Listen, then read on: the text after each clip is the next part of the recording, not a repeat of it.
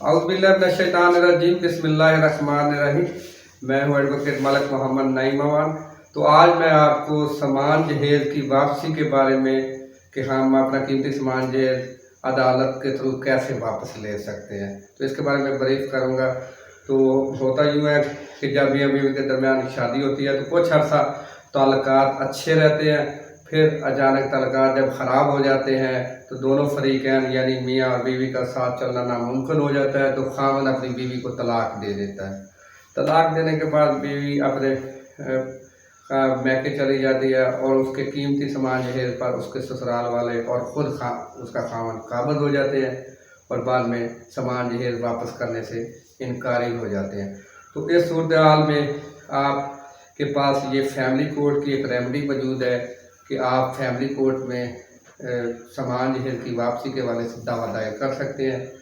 तो इसमें family court में जो आपने सामान जहेज़ की वापसी के हवाले से जो डावरी आर्टिकल की वापसी आपने दावा दायर करना है, तो उसके लिए आपके पास किन डॉक्यूमेंट्स का होना ज़रूरी है।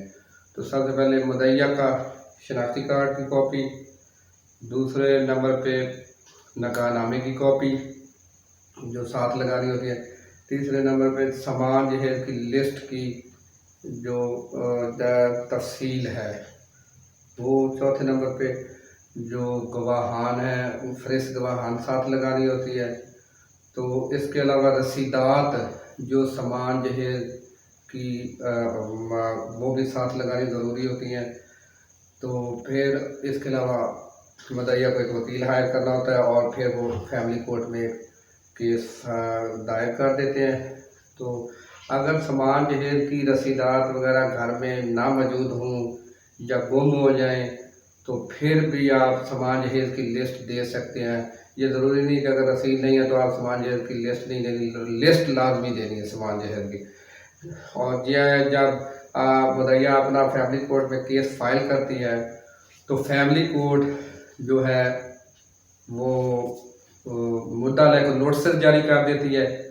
फिर वो मुद्दालय अपना रिटन स्टेटमेंट जवाब दावा दाखिल कराते हैं फैमिली कोर्ट में। उसके बाद मुद्दइया ने अपने सामान जहेज़ की खुद शहादत कलम बंद करवानी होती है। फिर उसके बाद जो उसके गवाहान हैं उनकी भी शहादत कलम बंद होती हैं। अगर रसीदात मौजूद है वो भी साथ लगेंगी। तो वो शहादतों का प्रोसेस जब मुकम्मल होगा, मुकम्मल एविडेंस कलम बंद होंगी, मुकम्मल एविडेंस को कंक्लूड करने के बाद फैमिली कोर्ट आपका सामान जहेज़ का दावा डिग्री कर देगी। तो डिग्री के बाद भी आपके ससुराल वाले या खामन आपके कीमती सामान पर काबिज होते हैं और आपको वापस करने से इनकार कर देते हैं। तो फिर आपने फैमिली कोर्ट में एग्जीक्यूशन ऑफ पिटीशन फाइल करनी है।